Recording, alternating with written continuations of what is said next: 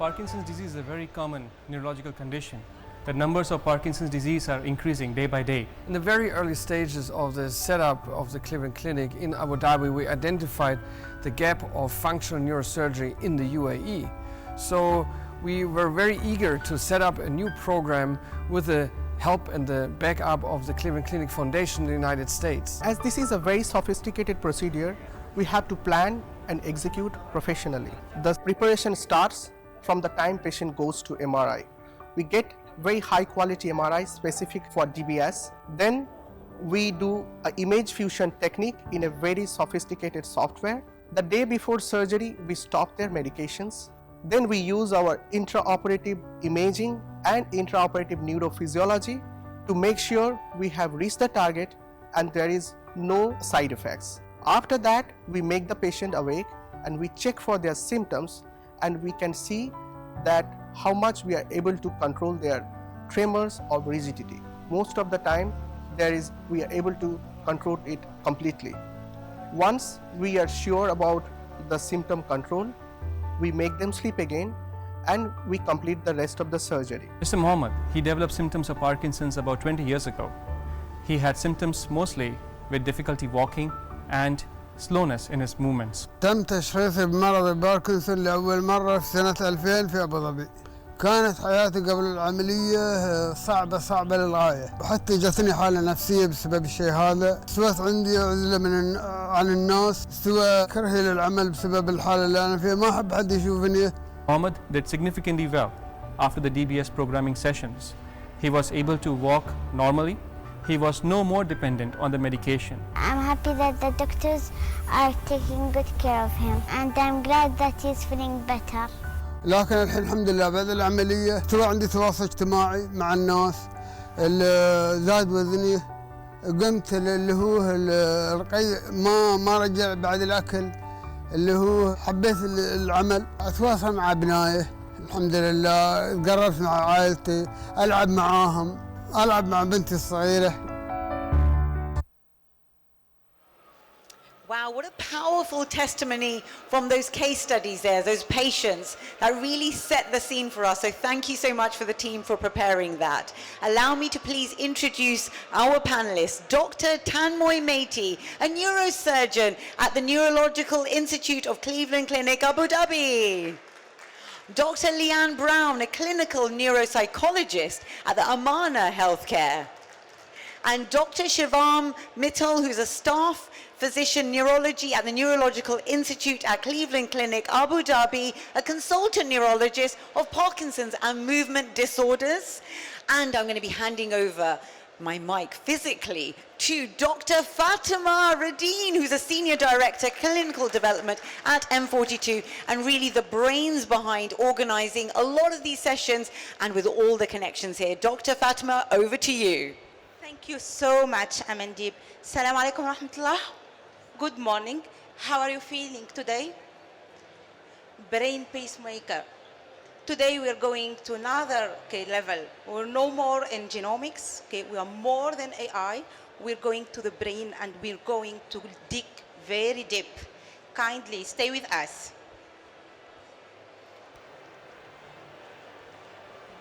Very rare to have an MDT together. We have a clinical psychologist, neuropsychologist, sorry. Okay. We have our neurologist and we have our neurosurgeon. Then let's start. Kindly. Controlling the brain with pacemaker. Tell us more. Thank you, Dr. Fatma, for the kind introduction, and thank you for having us here. Now, controlling the brain with a pacemaker, that sounds very intriguing. I agree. And we are doing that. Can I interrupt you? Let's have two principles. Okay. Principle one, real expectation. Yeah, real expectation, kindly. Principle two, maximum hope. We agree? I agree. Let's go. So what are we doing with the maximum expectations and the hope? We are controlling the brain signals by putting a chip in the brain area which modulates the symptoms of Parkinson's disease. And that's where we are controlling the symptoms We are not curing the Parkinson's disease. We do not have any cure for Parkinson's presently, but we have very good treatment where we can control the symptoms and we can reduce the medications by 50 to 80%, sometimes 100%, but to be hopeful, to be the best outcome, 50 to 80% reduction in the medications and giving back the life to the patients so they can enjoy a good quality of life. That's what we're hoping for with the surgery. Dr. Shivam, let's go back a little. Okay. What kind of patient? Patients with Parkinson's disease. Absolutely. And you are the head of the Parkinson unit in Cleveland Clinic, yes? Yes, that's right. Okay. Can you tell us a little more? What kind of patient again? So Parkinson's disease, as you know, Dr. Fatma, is a very common neurological condition. The numbers are growing worldwide. Now, when we look at Parkinson's disease, only 10% people, in the majority of Parkinson's patients, only 10% people need this advanced treatment options, which is the deep brain stimulation surgery.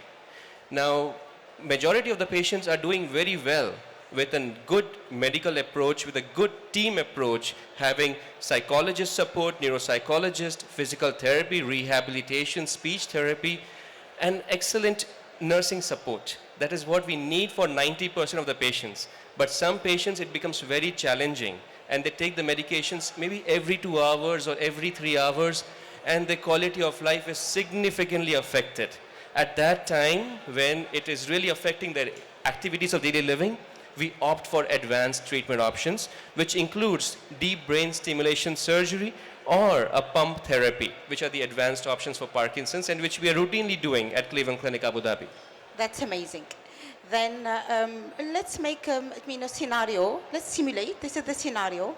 For the patient is your patient as a neurologist in Cleveland Clinic. You're going to, discuss with him, and you're going to refer him to, our also colleague who is a neurosurgeon, Dr. Tanmoy. Yeah. Then Dr. Tanmoy. What's next? Yes. So I'm a neurosurgeon. My role is very limited in the patient's journey, but I believe it is very impactful. So as Shiva mentioned, 10% of these patients will need surgery. How we do it? We first sit down with the patient to set the expectations. What all symptoms will improve, what all symptoms will not improve. Then I sent our patients to Dr. Lian. She has an evaluation of the patient's psychological status, memory, which she will tell us later. Then patient comes back. We do a very sophisticated MRI, just specific for this particular procedure. It's like a GPS MRI to help us, to navigate us exactly where we want to reach. The margin of error has to be less than a millimeter. I repeat, less than a millimeter. So if you are away from by a millimeter, you will not get the same result. So we use intra of neurophysiology, intra of imaging techniques, and then we reach the target. The next challenge is the programming part, which Shivam will explain again.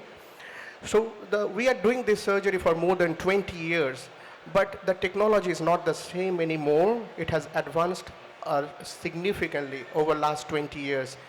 So now we can actually modulate at the symptoms exactly the way we want. Say for example, patient wants that when he's going out having tea, he doesn't want his hand to move. When he's coming back home, he's relaxed and his anxiety level is low at home, so he needs less support. We can exactly, based on his requirement, we can organize, we can regulate the parameters in such a way it can be synchronized with patient's daily schedule. Next, we can check the brain sensing. We know what signal comes out for the Parkinson's patient. Now, when we start the stimulation, we see that the stimulus, the machine is able to read that, the sensing from the brain, and able to change it. So this is exciting, very, very exciting, that based on exactly, it's very precision medicine, it's a very patient-centric, tailored approach, exactly what is needed for that particular patient. So the technology is evolving in such a huge way It's very, very exciting. You might have heard Elon Musk has last week disclosed that he has made some exciting advancement of the Neuralink. So we are waiting for this new technology. We already are using, maybe something more will come. So there is many things going on, and I have to thank the engineers, the technologists who are making it possible. It's a combination approach, it's a teamwork. I play, as I mentioned, a very small part, but it's a very impactful part. Thank you, Dr. Tanmoy. Can I ask you, what's the place of AI and the intervention of AI in your work as a neurosurgeon? And I know that Cleveland Clinic is the only, in fact, organization doing it in UAE. Thank you so much, Dr. Fatma. Yes, AI will be having significant role. The way it is like now, as of now, not really. I will say we are already adopted some of the AI technologies in our practice, but more and more, once we place the stimulus, we need to program it, we need to fine-tune it. The AI can have a significant role in adjusting this fine-tuning to find out what patient did. Patient leaves our clinic, comes back to our clinic 3 months. So AI can track the patient that what happened to this patient's 3 months. Out of 3 months, when he was bad or she was bad and when she was okay. So what are the points we can address and to make the quality of life even better? So AI will have a significant role here. Looks good. You are in the right place with M42 then. Perfect, exactly. We can send a wish list immediately. Then let's see with Dr. Lian.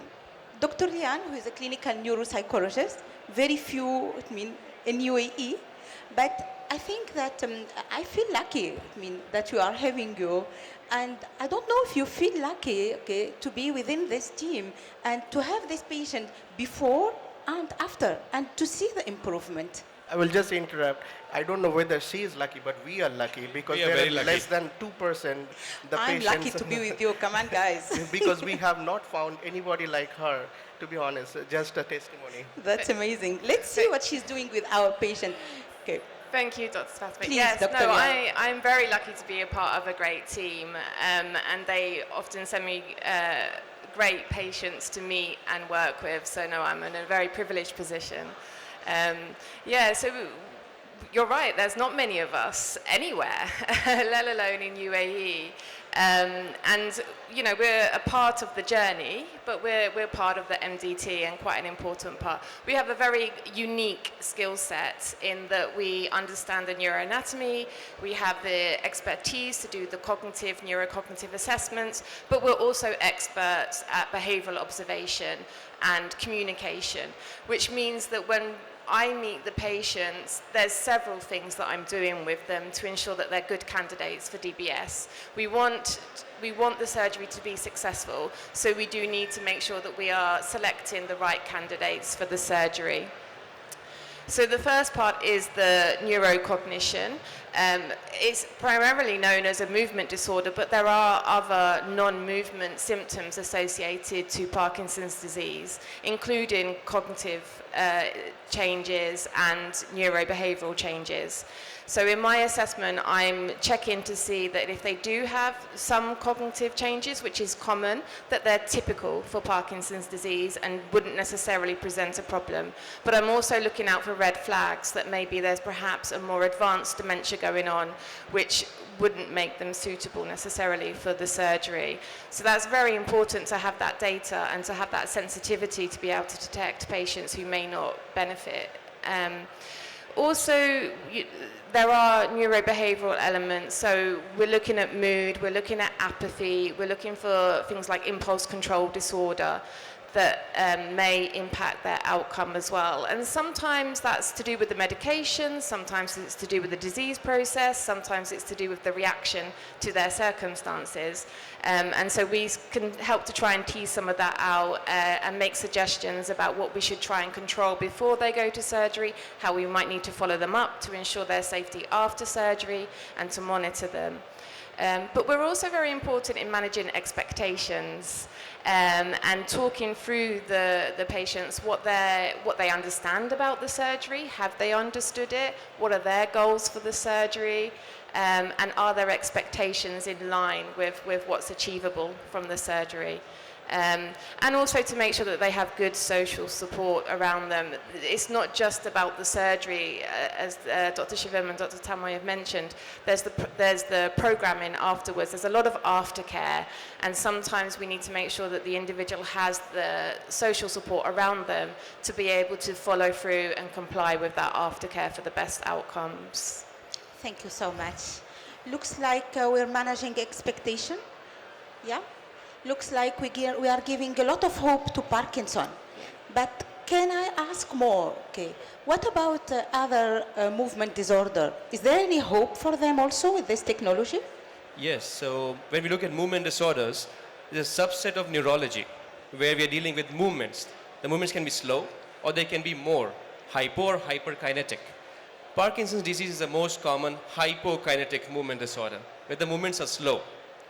The most common hyperkinetic, when the movements are more, is called essential tremor, ET, which is a very common neurological condition.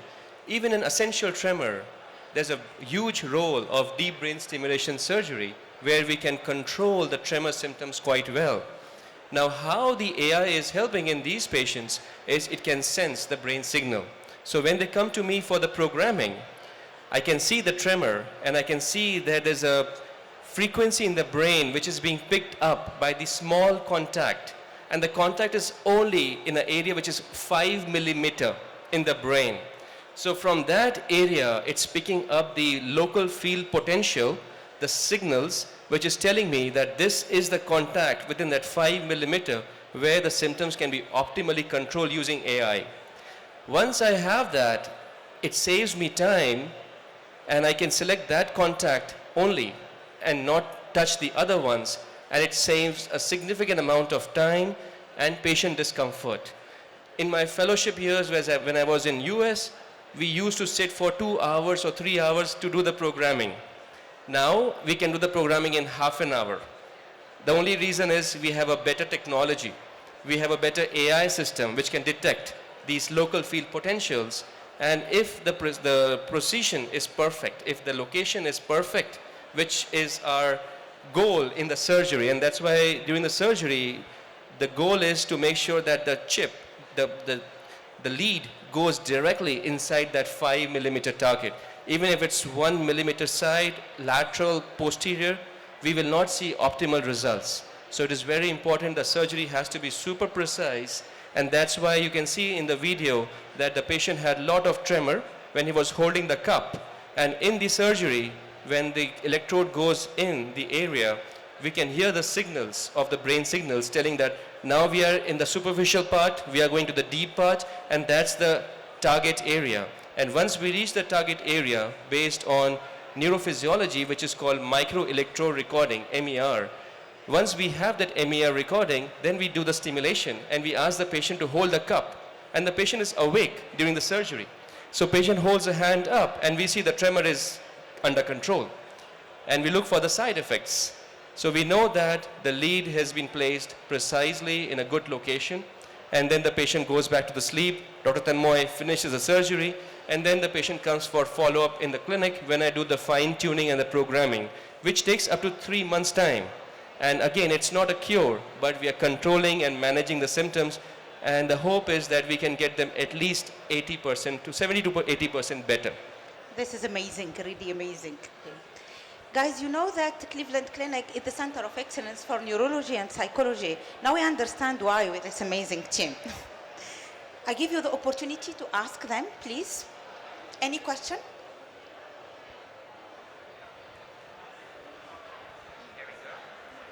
Hello, thank you for the lovely talk.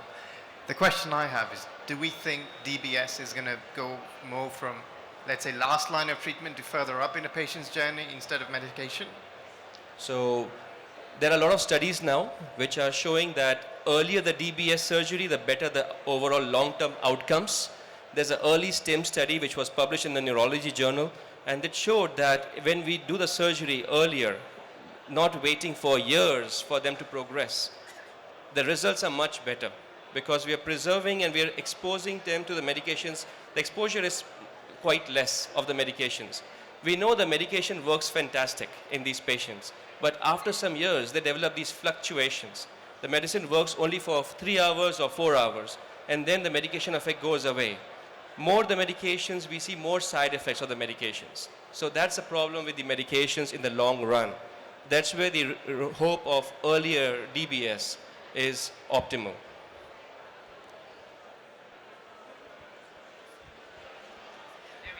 Hi, doctor. I would like to ask you a question about the nerve system, actually. After 40 or after 50, when our health is going down, I mean, all the systems are coming down. So now the researchers invented that if you are doing some kind of exercises or some kind of fasting, you can improvise your health by growth hormone production and all. So muscles can be developed, now they have invented. But is there any way to improvise the health of nerve system? Yes. We can. Very good question. This is the first thing before the medicines. So whenever the patient comes to me with Parkinson's or we diagnose about Parkinson's, number one thing which has been evidence proved is exercise. It helps release a lot of chemicals in the brain that's neuroprotective. And that reduces the inflammation, and overall the progression of Parkinson's slows down. So that is part of my prescription. 30 minutes of aerobic exercise 5 days a week. And that is with the medicines or with DBS, that is always there.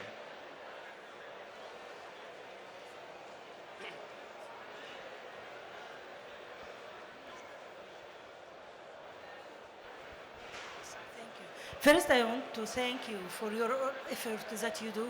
And I want to ask about other neurological problems. There are a lot of neurological disease. Is there any role of the microchip of programming in these diseases? So for DBS is US FDA approved, as he mentioned, for Parkinson's disease, essential tremor, dystonia, but epilepsy, obsessive compulsive disorder, Tourette syndrome, some cases of depression, sometimes cases of post-stroke pain.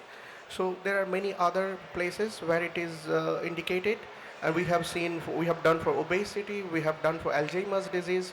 There are studies going on for diabetes, for hypertension. So there are a lot of things are going on in the background, but we want to be safe. We do only when it is absolutely proven, and when it is proven by like multiple senior authors in the field, then only we do it. We discuss, we have a very good discussion. We involve our ethical team to be part of it, to, say for example, DBS is indicated for memory. Now, what if you decide, say one person decides his son to go for a DBS for autistic memory loss, and the neighbor thinks, okay, maybe my neighbor's son got more intelligent by doing a DBS. What if I make my son go for a DBS? So there are a lot of ethical things needs to be considered before trying to place a chip and trying to control a human. There is from the ethicists, they will tell it's kind of you are trying to change somebody's personality and trying to change somebody's memory level, intelligence level. So there is no end to it. What is like, what is it comes to like Hollywood movies, right? So there has to be some ethical control, and that's how she is important to find out what's going on in the background, and sometimes patients are very excited. They see videos in YouTube, they want to be like that, but it's not, right? So everybody is different, every condition is different. So we need to assess completely before going for this kind of procedures. Thank you so much for, we have another session. I just want the lifespan of this treatment for Parkinsonism. This chip is lifelong lasting, or? Yes, it is lifelong, right? So technology is advancing.